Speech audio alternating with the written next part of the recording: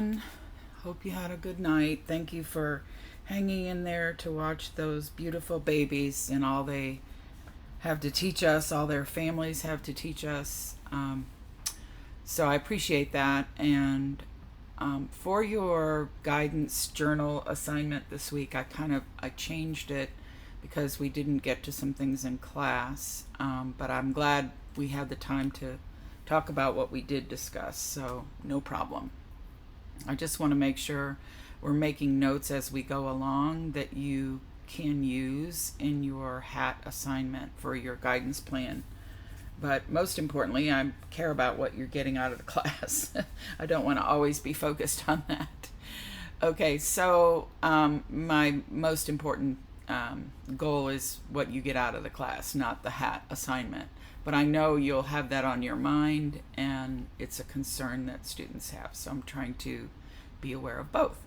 So in the babies film, I gave you a notes guide in class that you could have looked over really quickly, but I wanted to provide it for you here so you can open it up and look at the babies' names and a little about them and so on.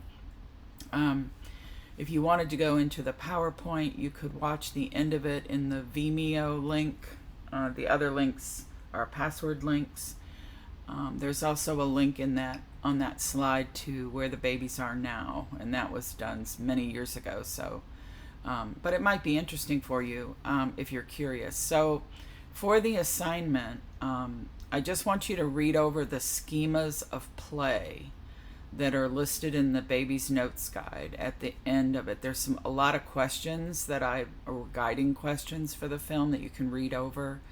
And then I want you to look at these schemas of play that all young children have biological and cognitive needs to make use of in order to understand their world. So these are their tools that they need in order to understand what's happening around them. You would have seen all of this going on constantly in that film, and you'll see it when you're with children all the way through age 8, actually. Early childhood, actually through age 8.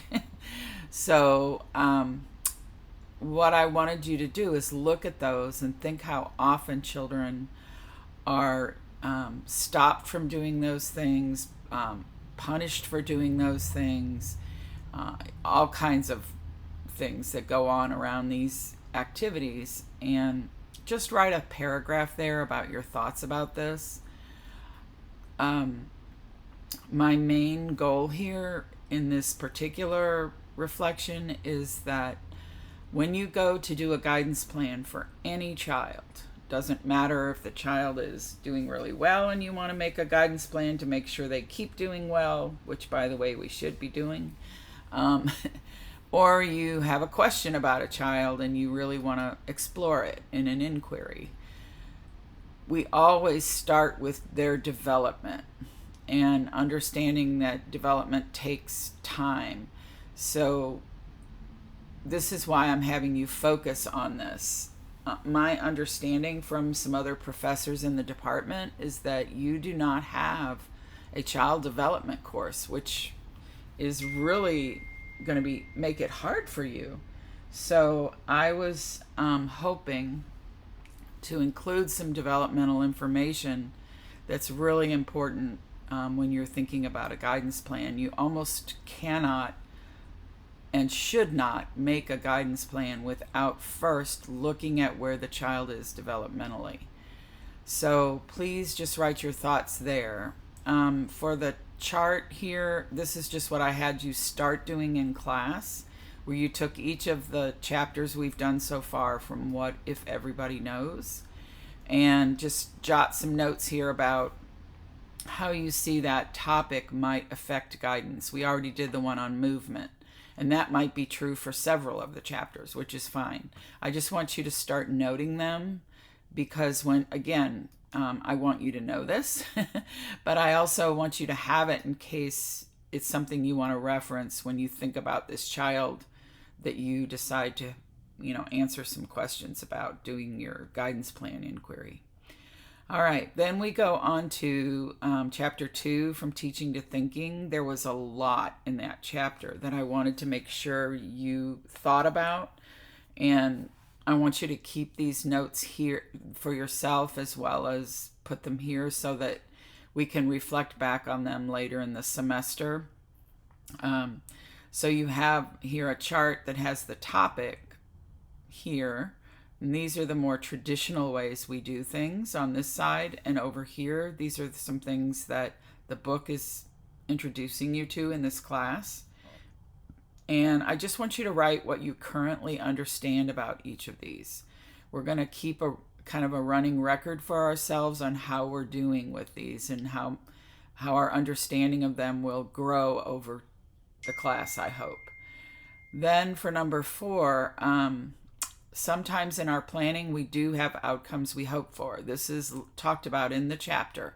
So I want you to think about that, look it over in the chapter, and decide, what are the things really worth knowing? What are reasonable and desirable planned outcomes from what our teaching involves? And you can list your top 5. Remember, we did this in class a little bit last night when we talked about the kids being in their 20s. So I want you to think about, in early childhood or for young children, what are your top 5 outcomes that you think are worth really teaching to? Instead of teaching to the test, what if we were teaching to well-being? What might that look like? So what would your top 5 be? I know one of mine, for example, would be that all children should be deeply immersed in the natural world, that they should have a lot of experiences with and language around what the world around them is, the natural world. So that would be one of my top 5, for example. Okay, and number 5 in the section of the chapter after Ann Pellos, she talks about predispositions. So if you don't remember that part, go back to it. And I want you to read it again or read it and think of a predisposition that you might have that would need attention in the same way she talked about hers. You could make this a learning goal for yourself this semester. So I gave an example. A lot of you have written to me in your closeout forms about creativity and imagination, that you don't feel you're as creative or imaginative as you want to be yet. So that could be a predisposition that you have. That would really be hard to look at teaching inquiry approaches. Would be hard if you don't feel creative or imaginative. So that would be a predisposition that you have that might get in the way of teaching like this. So just a short little note here, and just remember, this is not anything that's wrong with you. This is some viewpoint that you have or you brought up with that might get in the way of this teaching. And you don't have to write much. Just a few words would be fine. And in the post-it note strategy she gives in that chapter, I wanted you to know to be sure you read that over. I'm going to have you do that with your guidance plan observations. So I just wanted to point that out to you and make sure you look at that. So that is your guidance journal assignment this week. And I'm hoping this is notes, notes, notes, notes. You do not have to write long answers to these. Let me know if you need anything. Thank you for everything that you're putting into the class. It's wonderful seeing you jump into this, have questions about it. Thank you for the questions you have. They're really making the class much more meaningful and engaged, and I appreciate it.